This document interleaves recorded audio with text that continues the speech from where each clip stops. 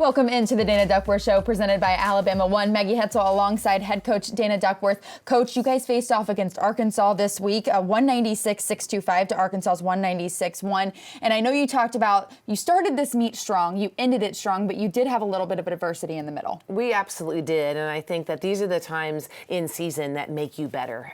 If you were at the meet, obviously you know we had some major adversity on our first floor worker on floor, but starting off, I thought our vaults were so much better. We had better landings, and the ladies really sold those finishes. And bars just got a little conservative. I felt like our handstands were a little short, and we didn't stick as many dismounts as we did the week before. And then balance beam, we had two very uncharacteristic routines, and so the other routines in between were just for me, it was unacceptable. So I feel like we could use these things to get better. We went back in the gym on Sunday. We trained differently. We put some major numbers behind what we're trying to accomplish. And so I feel like, you know, we went over to floor that night and we did something amazing, which we'll talk about. Yeah.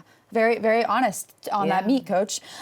We'll start with vault. And again, we'll get to beam and floor, but vault, a 49.35. And you were happy with a couple of these landings. Luisa Blanco, we'll start with her, 9.875 career best. Yes, Luisa was right after Shea Mahoney. She did a nice vault. That's the best landing she has done in competition. The vault starts from a 9.95. So when you see here, look at her height, her body completely stays flat, and then she really nails that landing. Obviously, I was pretty excited about that one because, you know, anytime you get a 9.875 and a 9.95 vault, that's a nice step. Another 9.875, Shallon Olsen. Yeah, so Shallon did a beautiful vault and then literally broke her, that back, she threw back so big to save that landing. But that was a better executed vault than she's done this season. So you see her legs are tight in the air, that's much better. She got those feet together, and it was an improvement. Lexi Graber, 9.9 vault champion. Yes, Lexi right here, she gets nice table, and just, I loved how she didn't overreact in that landing. She did have a little bit of a squat, and her legs could be a little tighter in the air right there where she gets ready to land, but it was probably the best vault of the night because it had the most controlled landing. It started from a 10.0, and it's just getting more consistent over time. We'll go straight into bars because I know you wanted to talk about that. You've had great bar scores the entire season, and obviously not bad, a 49.225, but you said you did get a little bit short on some of those handstands. Yeah, I think that what happened was when we really, honestly, we competed this week a little bit how we trained. I think the ladies have worked very diligently on getting the handstands and the landings, and then this week, you know, there's a little mental fatigue that goes on when you're going into that sixth meet of the season and things. So these are all great lessons to learn from as we watch our bars this week. We'll go straight into those bars highlights. Winter Childers, a 9.85 for Winter. And I want to compliment Winter because Winter's always on the bubble. She is either going to be seventh or in the lineup, and she had just did beautiful job on these handstands. You see that first handstand is almost held. She does the toe on to what's called the Maloney. You do the backswing right into the bail. She landed right on top of the bar. If you see Winter in her handstand position, there's a very small little pike the way her body is shaped, but right here was the best part of the night. She does a blind change into a basically back half double back, and that was her best stuck landing of the season, and she was really rewarded for that, and I was excited to see her be able to earn that spot and then really perform to the best of her ability. Shea Mahoney's not in the highlight, but she did have a 9.85 as well. Next we're going to jump to Makari Doggett, a 9.9 and uneven bars champion. And it was funny because Makari knew exactly what she did. When you watch this routine, there are no deductions in the meat of their routine. She does a Tkachev to an immediate, what's called a pack salto. She does a half pirouette that lands right on top of the bar. She sets up for her dismount. Now, last week, she stayed down in the dismount, but you'll see here, she has a gorgeous double layout and she comes up really fast. And when she came up really fast, that wasn't a controlled landing. So still a beautiful bar routine, but had she really nailed that landing and not really moved those feet, and there was almost like an undeniability that that was a stuck landing, I think that she can go 10. So I'm looking forward to her to be able to pull that together because she's capable. So takeaways from vault, which you said improved, and then bars, which you've been great at all season. So you put those two together, you know, coming into a big meet against Florida. What do you see from your team, and what did you see from your team? Well, I just feel like we know that there's more in the tank. We know that there's more room for improvement, and so there's opportunity for us to get a higher score and a better performance, and that's what we're going to focus on. You know, we really don't go into any event focusing on a score ever. We focus on, were you in the right position? Did you control your landings? Did you do the technical part of your job as executed as well as possible? Because if we continue to do that, then the outcomes and the scores and the rewards will take care of themselves. Well, again, Coach, through those first two rotations, we're going to talk beam, where you had that little bit of adversity. We'll talk Griffin James, all when we come back. Stay with us.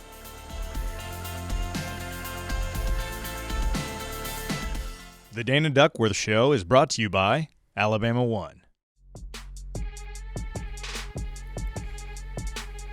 Welcome back into the Dana Duckworth Show presented by Alabama One. Coach, we're going to jump straight into beam where you said a little bit of adversity for your team. Also in floor, two uncharacteristic beam routines, but you had Alonza Klopfer, who you always want to applaud. She had a 9.85 and an incredible routine. Well, we tried something different in the lineup this week. I let Ella Burgess try to go first because she did a great job in intra-squads, and then in the meet, she did make a mistake. So first up, your athlete falls. And so what happens is, are you going to be conservative, or are the girls going to really go after it? And so I think the lesson that we learned is that the girls did get conservative, and that is not going to work ever. So I felt like Shallon went behind a fall and did a good job, but still had a little movement on her dismount. And then we had Alonza Klopfer go in there. And one thing about Alonza is I can call her the steady Eddie. You know, I want Alonza to be able to score a 9.9 on beam, but, you know, and I do believe that she has that capacity. But when you watch this, she just does an eloquent job. I love the way she moves on the beam. She has this very nice squat full turn. There's not many of these in college gymnastics, so she gets the full turn element covered right there. She just has great movement. See how she uses her hands and she takes her eyes off the balance beam. Now she sets up for her acro series. She has a front aerial. The arms keep moving. She goes into a back handspring. That's a beautiful 1/10 acro series. Right here, she does beat jump into a straddle half. That's an A move to a D move. And just see how calm she looks on the beam. Her only little adjustment right there were her arms. And so when I watched this routine, this was what I was looking for, a stuck dismount. So for me, I really score that a 9.9. I don't know where you can find 0.15, but eye is in the beauty of the beholder, right? So that is a consistent, aggressive beam routine. And Luisa Blanco, a 9.825, and we've talked about it, one of the most beautiful beam workers. And Luisa has done really well. You know, it's interesting for a freshman. When they first start, I don't even know if they really know what they don't know, you know? Now she realizes how important every performance really means to the team. So I saw her do a very nice job on beam. Right here, she does a switch leap. You almost see her get the back leg out a little bit, and she covers immediately to a beautiful switch half. But this is where she held back. You see right here, she does a round off double back, and instead of taking one step, you see her go slide, slide. So that was a 2/10 deduction. And so, you know, those are all areas for improvement, but look at the amplitude, how high she is on this series. That is beautiful. But you can see in her reaction, she was still a little disappointed because she knows she can do a little better. And these ladies are in it for each other. And when they know they can add a 0.05 to the score, I love when they're a little disappointed. It's okay that they're a little disappointed because that's where that competitiveness is coming from. So it makes me happy. Well, and trying to find those 0.05s, and again, for each other, like you said, we're going to go into floor, and for each other and for her was two words you said to me before the show, 49.525 on floor, a season high, best score since you guys faced off against Oklahoma in 2018. We'll look at Maddie Desch versus a 9.925, and then we'll talk about what happened on floor after. Absolutely. So Maddie Desch was fourth in the lineup. And Maddie just does a beautiful routine here. She has really clean tumbling. I thought this was one of her best routines. She starts out with a round off back handspring double pike. You see a nice controlled landing and a big pretty lunge. Right here, she sets up for her middle pass, which the week before she struggled with, but not this week. She does a very long pass right here, a round off, 1.5, Branny, split jump, punch front. Oh, and let's keep going. We go into our leap pass, a tergite full and split full. And I just love seeing Maddie smirk and smile and really bring that expression out. And right here, you can't ask for a better double back. She sticks this landing, feet doesn't move, she sells it, and I love just seeing her pleased and happy with that performance. And so right before her was Shay Mahoney, and she went 9.925. Right here, you see this last pass. Beautiful position in the air, lands, chest is tall, team is excited for her, and she does a great job. And Lexi Graber, a 9.925 for Lexi. I thought Lexi did a gorgeous floor routine. Her leaps were really strong and clean. Her first pass is a full twist, it's basically called a full in. It's a full twist and a double back. So it's got two saltos with the full in there. You see her set up. She may be little, but you can't tell when she pops this tumbling because it's huge. Look at that height. Very nice position. I'd like to see her keep her toes a little more pointed. Her leap pass is a switch side into a wolf full and a half. That is her leap pass with a D-level skill. And this was really nice. She does a front through to a double back salto. She gets 3/10 for this and just sells it. And again, a beautiful job by the entire floor team. Double pike. Yeah, big hug right there. And I know you, in that moment, you told your entire team that floor, rotation was for them because Griffin James. So basically, yeah. We'll talk. First up, our athlete, Griffin James, punched for her full in and she was injured. She's actually in surgery right now having an Achilles rupture repair, and we know that she's going to come out doing great things. And these setbacks sometimes are really setups for something better. And so what happened was after the first athlete went down, couldn't finish her routine, you had 5 athletes to turn around and come back. And what they showed in their resilience and their attitude for, I'm going to do this routine for Griffin James. And every one of them went out there. They went out there with no regret. They went out there completely free and full of a lot of heart. And so when you look at teams across the country and you say, what makes them different? It's heart. This team showed a lot of who they are this past meet against Arkansas. When we come back, we'll have Coach Dana Duckworth's tip of the week. Stay with us.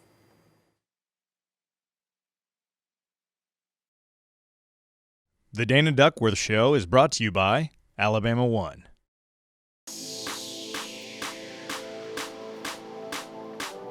Welcome back into the Dana Duckworth Show presented by Alabama One. Maggie Hetzel alongside Coach Dana Duckworth. This week's Dana Duckworth's tip of the week is all about artistry and dance. And Coach, we talk a lot about it. A lot of ladies that come from elite backgrounds like Shallon Olsen, Maddie Desch, they aren't taught to sell that dance routine. And in collegiate gymnastics, you have to sell it. That's right. I mean, in the collegiate world, it is about the show. And so when you look at the tip of the week, it's about artistry and dance. There's actually deductions if you have inappropriate or not enough artistry. And you can kind of read the bullet points here is that there's combining a musicality and expression in the routine. Judges want to see eye contact. There is a deduction if you have a lack of rhythm or you're really off your music. And then there are dance connections and dance elements that are a requirement. So you have to have 2 dance elements in the routine that are either connected together or one must be of a D level value or higher. And then if you are missing a dance element, it can be up to a 0.2 deduction off the baseline of the score. So it is important, and we're going to look at Shay Mahoney's floor routine, probably one of the most fun floor routines we have this season, so I can point out some of those things that the judges are looking for. So, as you see Shay start off, you see that her eyes are up and she immediately gathers the attention. I always tell the ladies, pretend there's a camera in every corner that they're gonna snap a picture of you. So if you look at every element and movement Shay does, her fingers are fully full of energy. She's high on releve when she does things. So you see her moving. Well, every movement is to a beat of music. So then she has, of course, the tumbling. Now, what's nice about the tumbling here is it's great, but look at this cell of the high releve as she steps into her leap pass. A tercete half, popa. So that's 2 skills, C value, that gives her what's called a dance sequence. Now, as she gets ready, you see her every single amount of smiling and how she's looking at the crowd and she's setting up. So she's breathing. She's setting up for the next pass, but she's also being an entertainer. Right here, she goes into her tumble, so a combination pass here. But right out of that pass, you see her point and sell. And now she's doing the little grapevine, and you see her looking at her team. Our girls tend to kind of get into the routine with the athlete. It just kind of makes it more fun, more of a showmanship.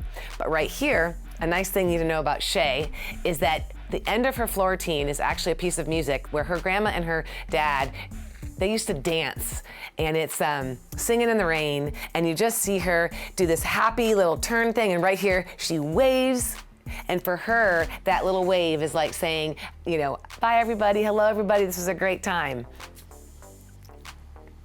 Yep.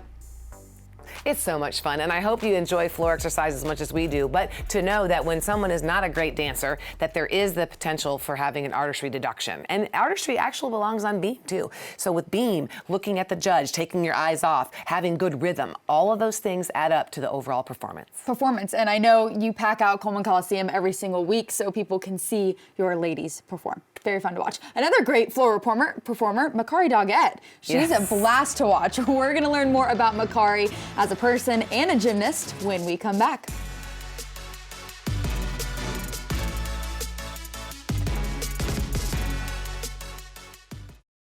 The Dana Duckworth Show is brought to you by Alabama One.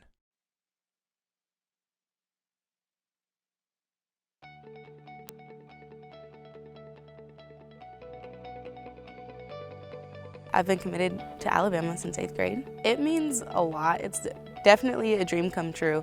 I have been waiting for this for a very long time, and it's just so surreal, and I'm so excited to be here. Macari Doggett. I guess like since I was so young in 8th grade, coming here in such like a big university, I was just like, whoa, like this is huge. And like it's still obviously huge. There's just a lot more into college than I obviously thought was in 8th grade, but I wouldn't expect anything less. Like it's like the best that I could have ever wanted.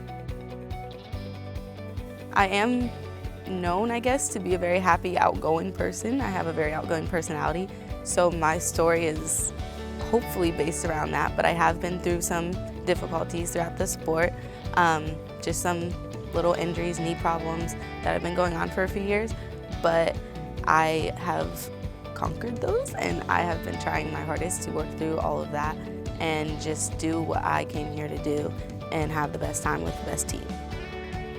I think just competing for as long as I've been competing and like teaching myself how to deal with like nerves and, you know, like it's a lot of competition. So for me, I just have learned from my dad to take a deep breath before anything, walk around, don't stand, and just visualize what you're gonna do. And that's how I've done it my whole life. For me, it's just like, I like to compete with myself. So that's my biggest competition. For me, like to motivate myself, that's how I think in my head. So at a meet, I tend to visualize what I want to do, and that's how I think I've been successful so far. It's crazy, but in a really good way. There was a lot of new things that I wasn't expecting, and I've had a lot of fun, and I'm still adjusting, but that's part of freshman year. Oh, I love my girls.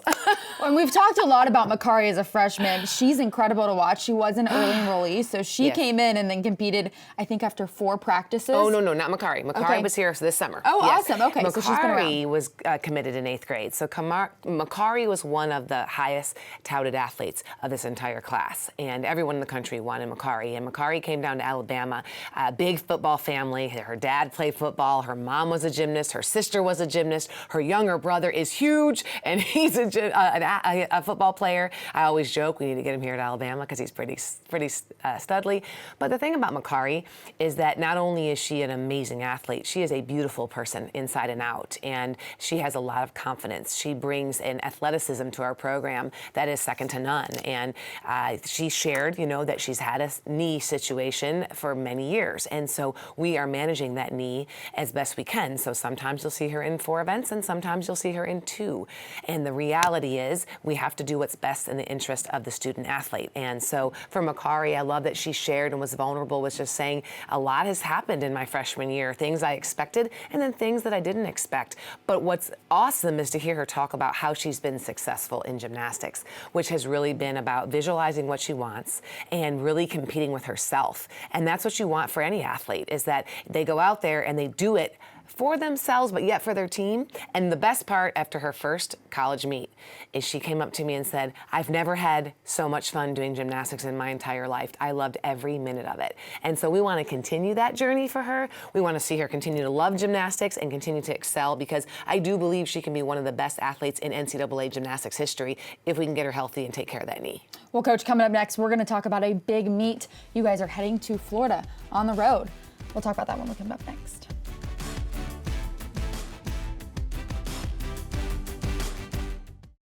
The Dana Duckworth Show is brought to you by Alabama One.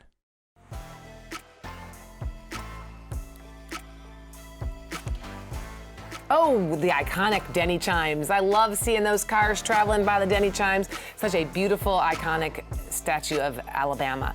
And reminds us we're on the road. Traveling past it on your That's way out of right. Tuscaloosa. You guys are going to be heading to sunny Florida. Yes, Gainesville, Florida. Yes, and they're ranked second. So Yes, they're they're going to be a tough meet, or not a tough meet for you guys, but always tough competition. So going into that, going on the road after 3 wins in a row and after being home for a couple of weeks, what are you telling your ladies? Well, we're going to build off last week, and we're going to build off all the momentum that we've had coming up to this point. We have an opportunity to be on the road in a very electric environment and be able to perform at our best. And I think we're going to obviously have some new faces in there on floor because we won't be using Makari or Griffin James this week. And so Alonza Kloffer will step in as well as Luisa Blanco. So we're looking forward to that. We're going to have a few changes on the beam lineup, and everything else is going to stay pretty steady Eddie. And the reality is we start on bars, and this rotation is wonderful for our young women, and it's another link to pink. So we love doing things for a cause bigger than ourselves. But the reality is we're going to focus on what Alabama can do better this week so that we can get a great away score. Awesome, Coach. Well, we're excited to see you guys head over to Florida. Yes, but I will say this. I knew you wanted to say something about Kentucky. Yes, so we go to Florida. If you're anywhere close to Gainesville, come and see us. However, we are home for 2 weeks in a row, February 28th and then March 7th on a Saturday, both at 7:30. Get ready for those home meets. We need you. Get ready for them. Thanks for tuning in to another episode of the Dana Duckworth Show. We'll see you next week, everybody. This has been a presentation from Learfield IMG College.